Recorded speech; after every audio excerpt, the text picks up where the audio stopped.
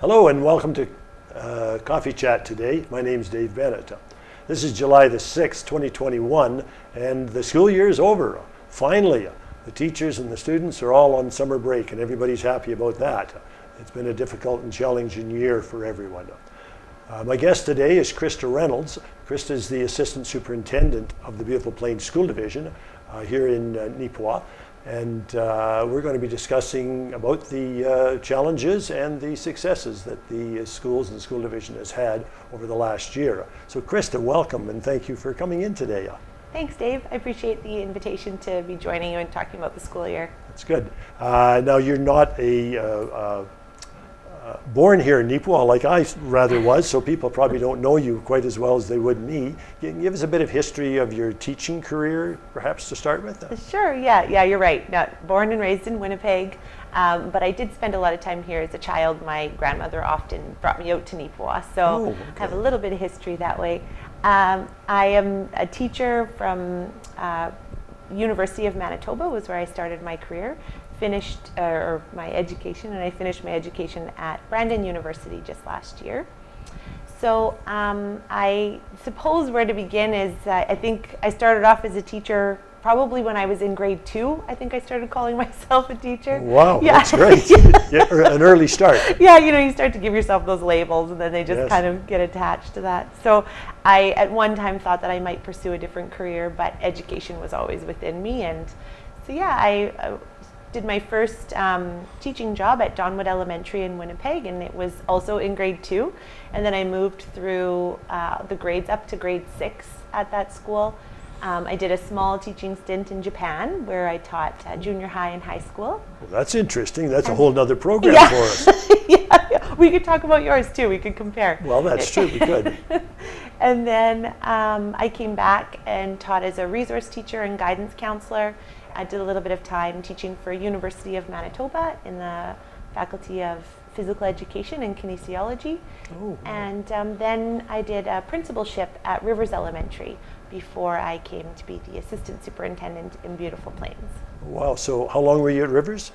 I was in Rivers for a total of 5 years. Okay. And then I came over, I had the opportunity to come here. Actually, after my children were born, I wanted to be closer to home because I had already been living near, just south of Nipawin. Okay. And then, my husband worked in Nipawin, so it gave me the opportunity to be closer. So it was actually the board and Jason who took a chance on me. So I'll always be in debt to them.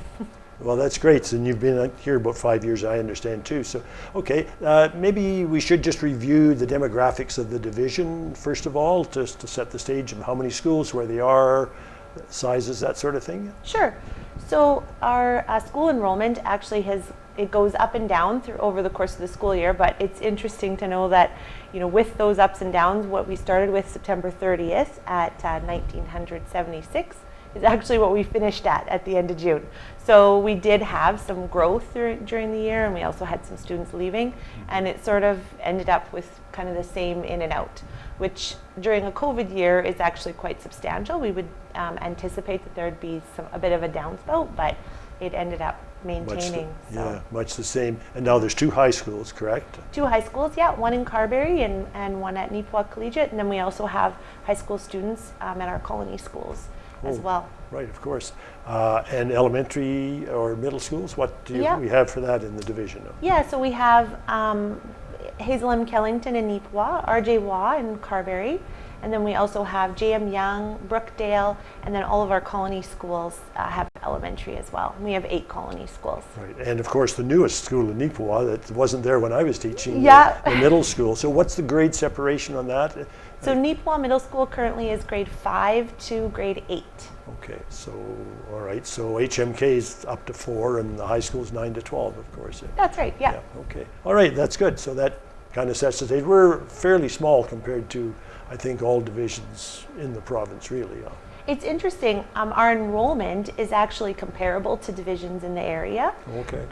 But in terms of the number of schools or the different demographics of the schools, ours looks a little bit different than some of the others, being that we do have our 8 colony schools, and then we have our small schools and our large schools as well. But compared to, I came from Rolling River School Division, and the demographics is pretty much the same.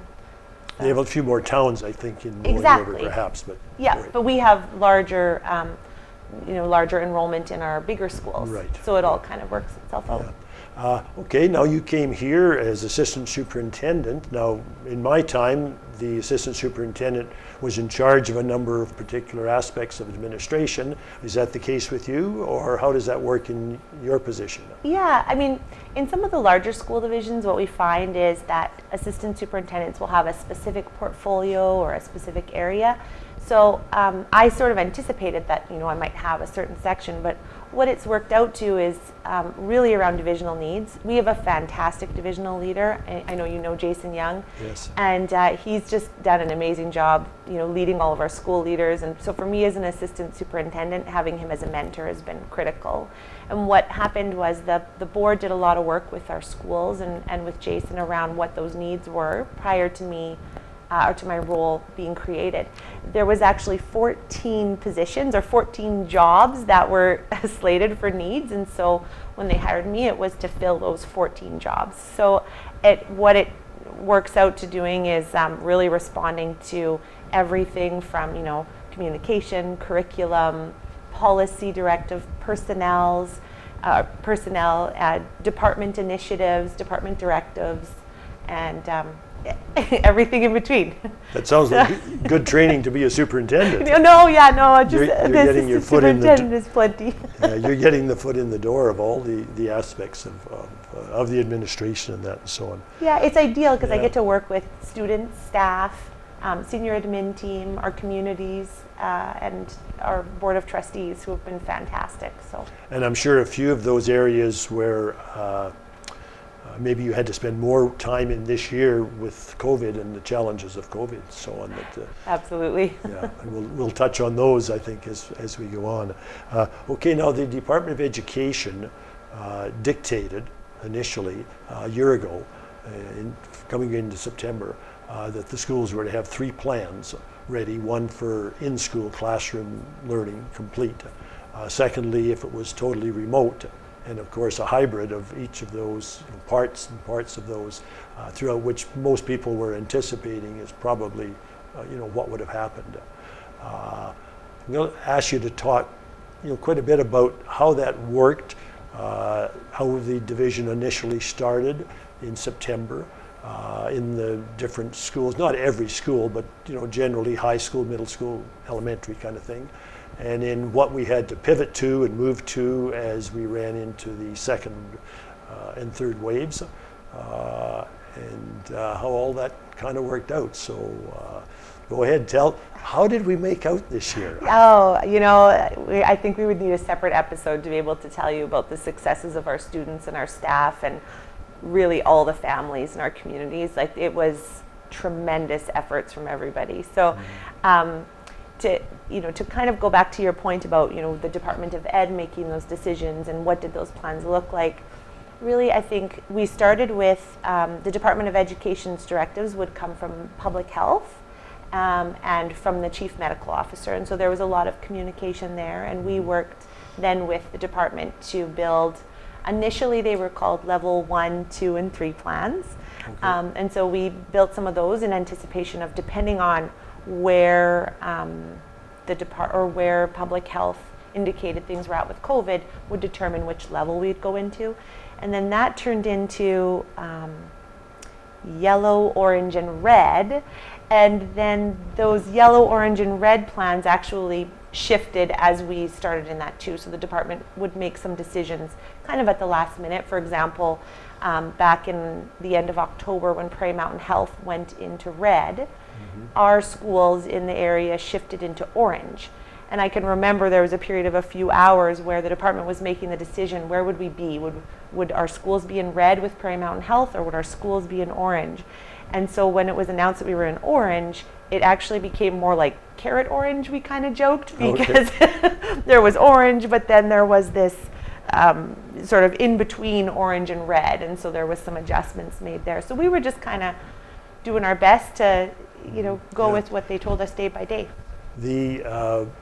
I remember the minister or department, perhaps it was the premier, saying that number one, we want to keep the kids in school. That'll be the priority if we possibly can.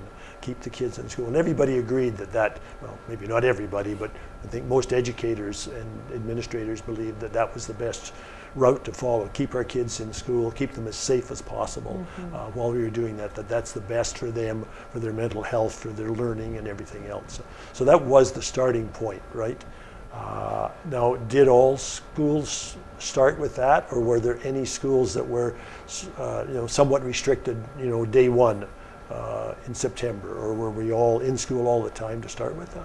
So I know that there were divisions across the province that were making some, everyone was doing decisions sort of based on physical distancing, school size, and to your point, ensuring that our students were safe and also trying to keep them in school. So for us, what that meant was at the start of the school year, we were aware that there were some high schools that were doing every other day or, adjusting their timetables so that students weren't in necessarily full time. Our school staff worked really hard to bring all of our kids in, and that was a decision that was really based on keeping the kids safe, both mentally and physically, recognizing that we wanted to have our students with us as much as we could.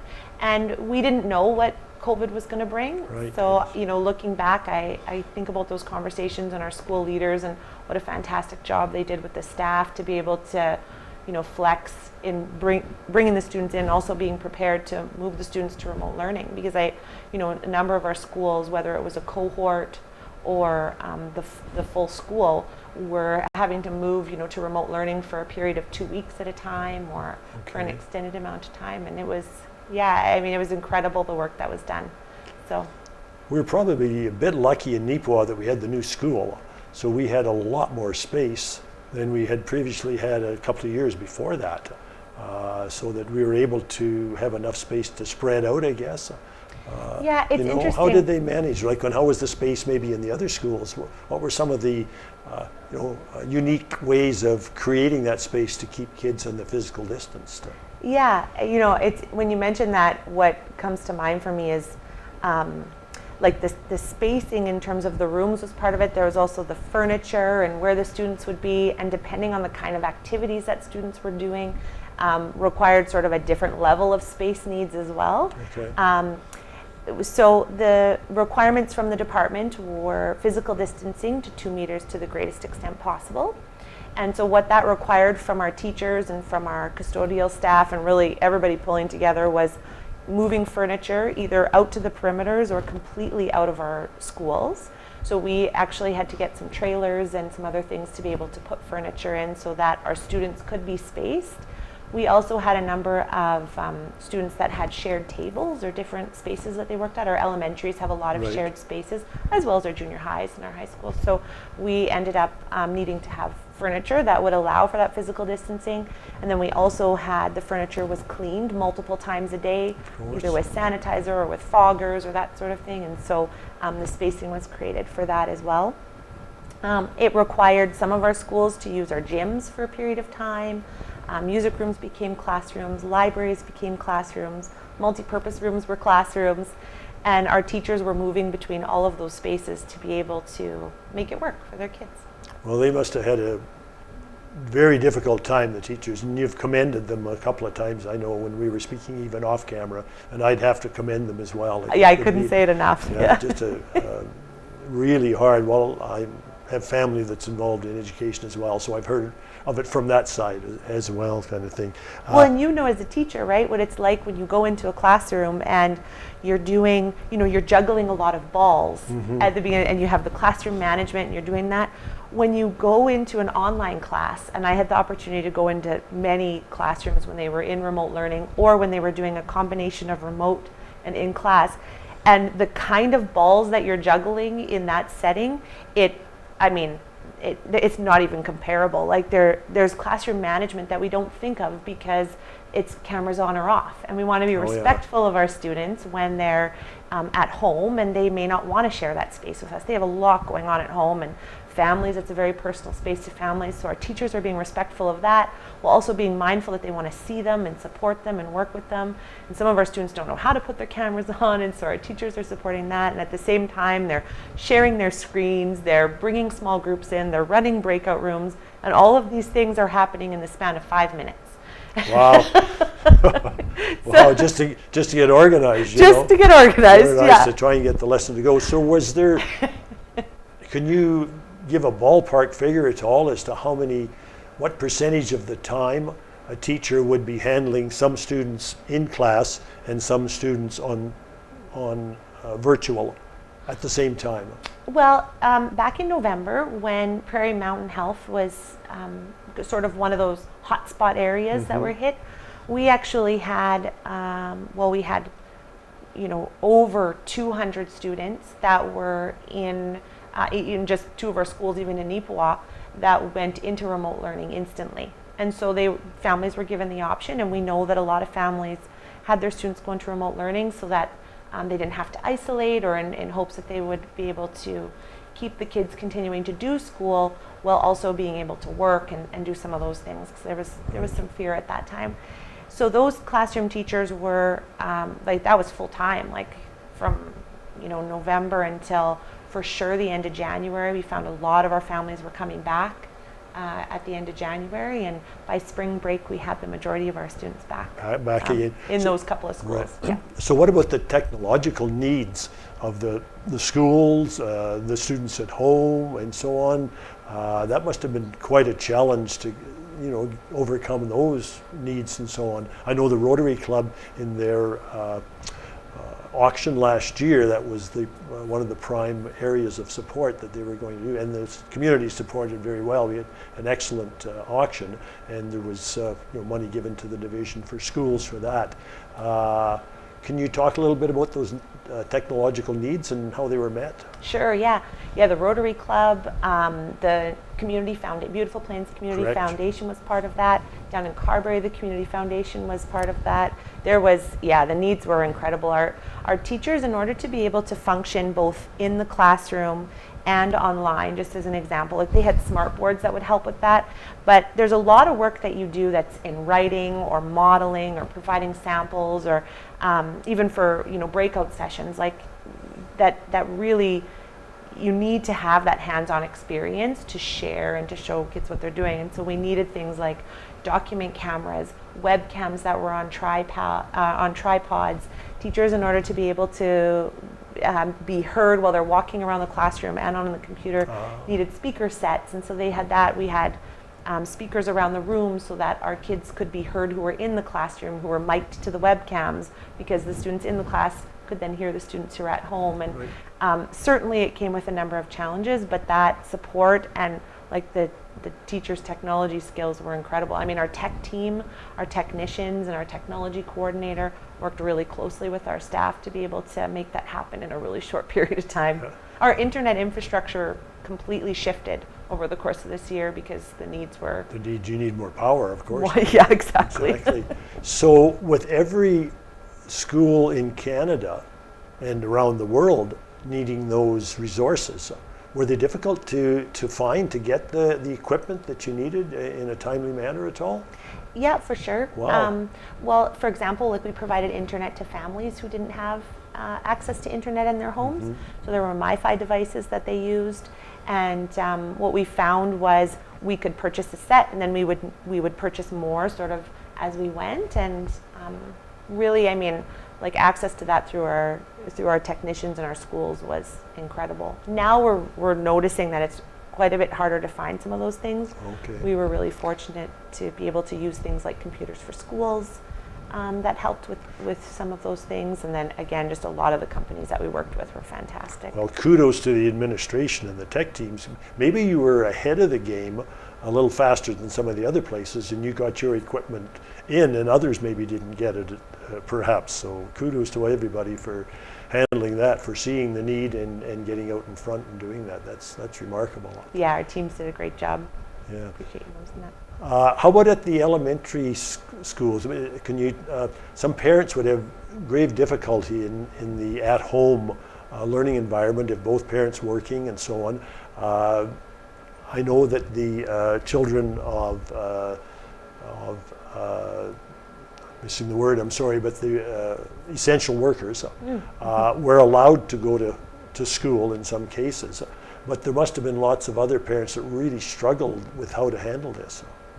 Yeah, and I know I mentioned this early on, like just that the amazing work that our families did, but I don't know if I could mention that enough. Like I think last year, March 2020, we had 2 days to shift to online learning. Right, yeah, bing, bang. And that was it. And it required so much effort from our families, so much effort from our students, a lot of independence that, typically we take the time to teach our students those skills before we get into those settings. And so for our parents, it meant downloading apps like Seesaw and Class Dojo and Remind for those that hadn't been using those kinds of communication technology devices in the past. And they just took it on and they were amazing. And we got back to the school year in September and public health had come out with these rules where, any signs of symptoms, any COVID signs that students would have to isolate or families would have to isolate for a period of 2 weeks. And so what that meant for many of our students was that if they had a cough or a sore throat, they were gone for 2 weeks before they could come back, and then they would have to be symptom-free for 24 hours. So, for our families, they were shifting to remote learning for short periods of time or extended periods of time and working with the teachers to make sure the students had what they need.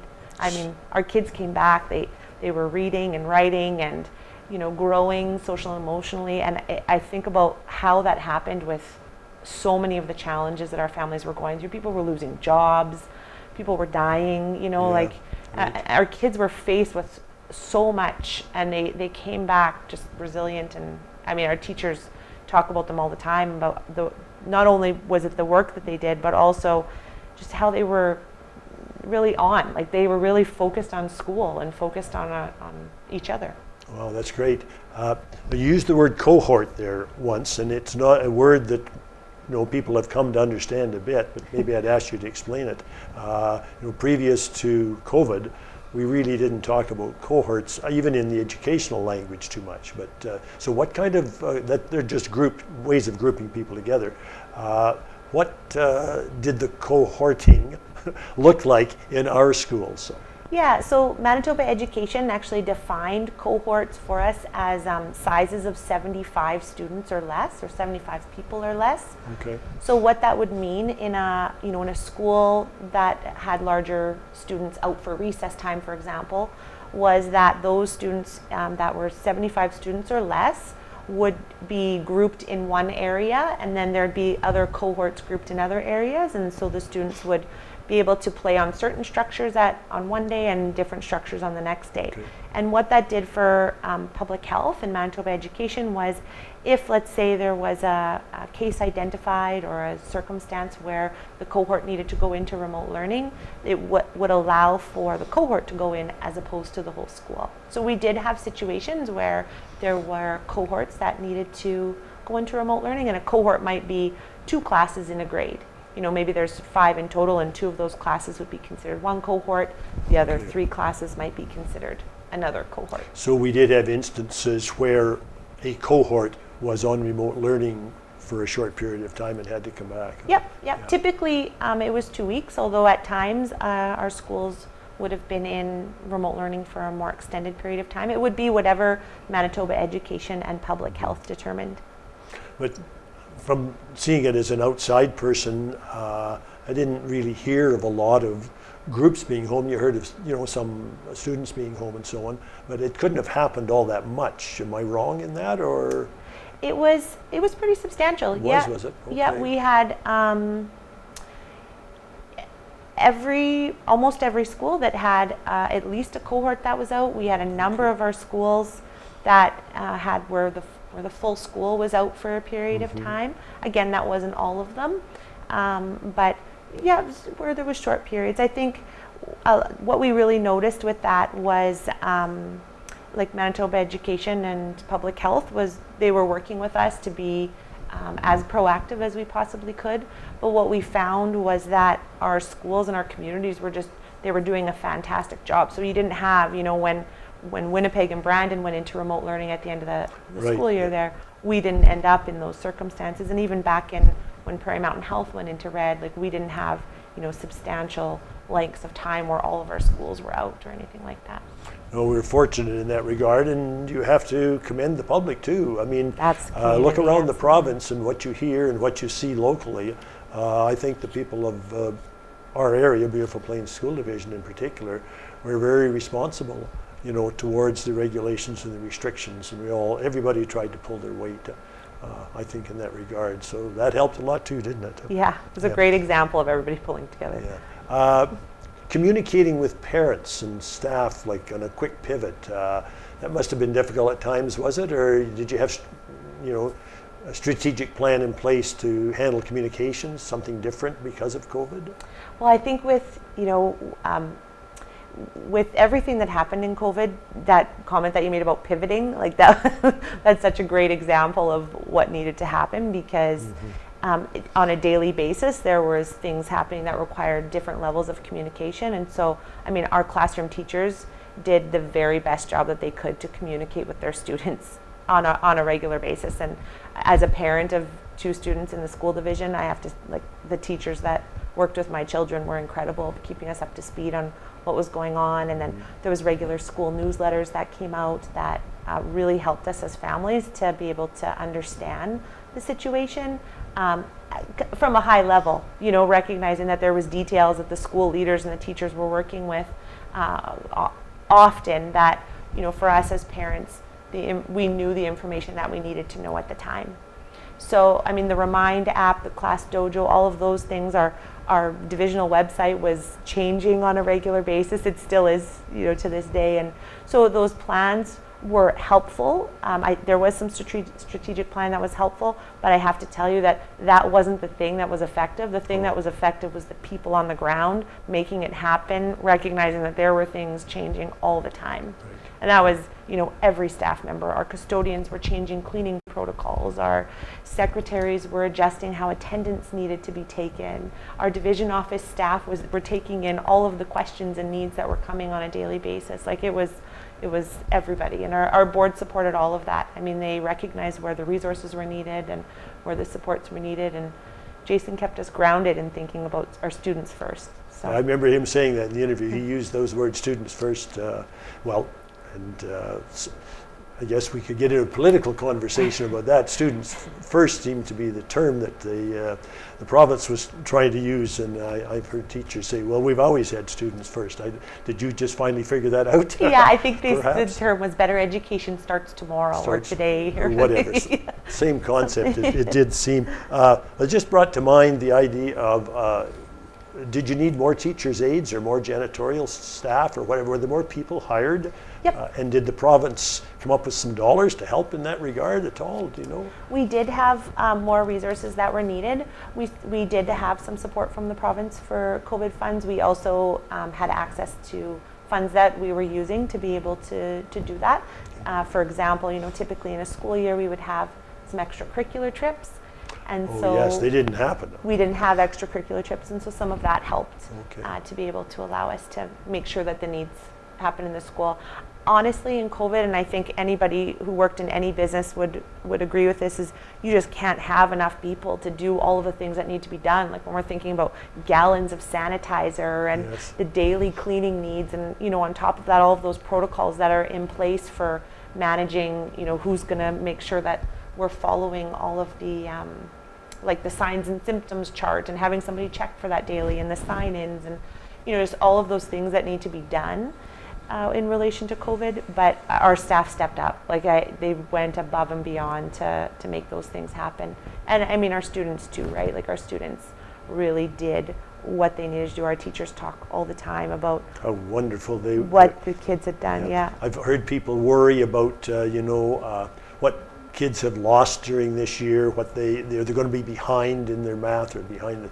They're going to be ahead in a lot of life skills, it just seems to me, because they've had to be part of the solution and do these things too. They're going to carry that through. I think they're going to be ahead, not behind. Absolutely, yeah. They use the term, and you kind of hear it in different provinces as well, but that term recovery learning. Yes. You often hear our provinces use that as well. And I think, for us in education, we're doing recovery learning all the time. Like, we take our students exactly how we get them, and we support them wherever they're at, and to take them to that next step that they need to be. And so that's no different now. And I mean, certainly we know that there's needs that come out of COVID. We are constantly assessing them. We recognize that there were challenges that people were dealing with. There were stories out there that we couldn't even begin to imagine. And we know that that's out there, and so how we support that going forward is really important, and we'll continue to prioritize those needs and do that, recognizing that that's what education is about. Just be carrying on. We carry on. One topic that I remember Jason and I talking about was substitute teachers, as to whether there would be a major need, like you're going to have teachers come down sick, they're going to be part of a family lockdown because somebody in the family, and they'll was there a real struggle in trying to get substitute teachers, or did maybe some of the older ones come back, get some new, different ones? Oh, I love that you mentioned substitute teachers. Okay, tell me a bit about that. Well, our substitute teachers, I mean, they're those like unsung heroes, for lack of better words. They're the ones who come in and they're able to bring the class together when the teacher's away, sometimes with a subplan that's strong, sometimes without a subplan at all. And the substitute teachers through COVID have been incredible. I mean, there is a shortage. There's always a shortage for substitute teachers, but the ones who we've had have been committed teachers across our division for so many years, and they stepped up in this time. And I mean, it was scary to do that. It was hard to do that without knowing what you were getting into. And we brought them in at the start of the school year. There was some training that was involved and provided some opportunities, but it's such a short period of time for the work that you're doing with our students, and they did an amazing job. So certainly always a shortage. We always need substitute teachers, but the ones that we have are ones that we hold on to as best we can. Well, and if they do stick around, they must be being treated reasonably well by the division as well, and by the schools. We try our best. I think we can always do a better job. Another topic that's crossed my mind was some of those hands-on subjects, like phys ed or music, or perhaps shops and foods classes or something or other. Did they would have to be changed quite a bit, or did they even happen at all? Yeah, so those classes still took place, but to your point about changing them, there were some substantial changes to them. We had in band, for example, there was a directive that came from Public Health to Manitoba Education that they couldn't blow instruments within certain spaces, and so a lot of that was affected. Singing was affected, of course, and so teachers really had to adjust what they were doing and change their schedules. I mean, all of our teachers had to do that. Specialists had to do it from a curriculum level as well, because a lot of the things they would typically do, they couldn't do some of those things. I mean, that's true of all of our teachers, but specialists required some different needs. And they would really, I would think, have more difficulty if they had to go remote. Yeah. Was there some, I guess you could do phys ed remotely. I mean, it's self-directed in a sense, I suppose, and some of the other subjects too. Is there some success stories in that area, perhaps? Well, our phys ed teachers and our music teachers as well, I noticed a lot as a parent. What would happen, especially at the end of last year, was there were websites created, and our phys ed teachers and our music teachers would go on, and they were actually doing videos of teaching, and then the kids would send videos back of them teaching. And on social media, Facebook, for example, the teacher would do things, and then underneath, students would be able to comment with their parents' help in elementary. Okay. And in junior high, they were sending in videos, and in high school, working with their, again, music and phys ed teachers to be able to share those skills. So there was a lot of back and forth, I would say. Certainly, there can be some things that were self-directed, but we had a lot of committed teachers who were working with their students to try to maintain that connection. I think sometimes our specialists can build connections with students that are different than what happens in the classroom, and so that's been really critical through this. Well, it's more of a hands-on learning model, and some students relate better to that hands-on learning model than to the academic model as such. Yeah, it's interesting actually when you mentioned the hands-on learning. It reminded me too just about the hands-on in the classroom or the hands-on in the gym, like all of those things that required a different level of cleaning and storage and that on a daily basis. That was a big part of that. Well, we've covered, I think, a lot of the topics. Is there anything that you've thought of that, or you came prepared to talk about, and I didn't direct the conversation in that way? I know it was certainly safety first has been one of the things that and you've mentioned that was viewed well in the foreground as to what we had to do, and get the kids in the classroom when we can. So it's been very interesting to have you come in. Thank you very much. Oh, I appreciate it, Dave. Yeah, and I appreciate your comment about the safety first. As a teacher and as an administrator, the work that goes into making that happen on a regular basis. And so this year, I think everybody in our community and on our staff and our students all felt the weight of that, and they just did such an amazing job being able to implement whatever it was that was needed to implement. So if there's one thing that I would want to say, just on behalf of everybody, it's thank you to all of our staff and students. And thank you to them all. Going forward into next year, I mean, have there been many plans or discussions made? I mean, you're always planning for the next year back in May and so on, so that talk must have happened. Is there anything that you could tell us about plans for next year at this point? Yeah, Manitoba Education in June talked to us about continuing to plan with COVID in mind. And what that meant to us at that time was they said we need to ensure that our students are continuing to be 2 meters to the greatest extent possible. Okay. And so we plan with that. They also said to us that with that in mind, there will be some additional information that will come out from them in August.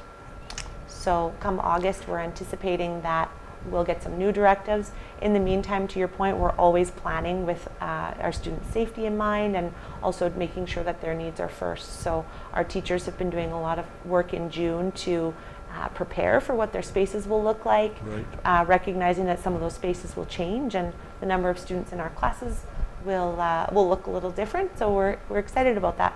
Well, that's good. Well, it'll be interesting to get you and/or Jason back in August to see what the new year really is going to look like once some new directives come out from the province and so on. Thank you very much again for being with me. This is Dave Bennet for Coffee Chat.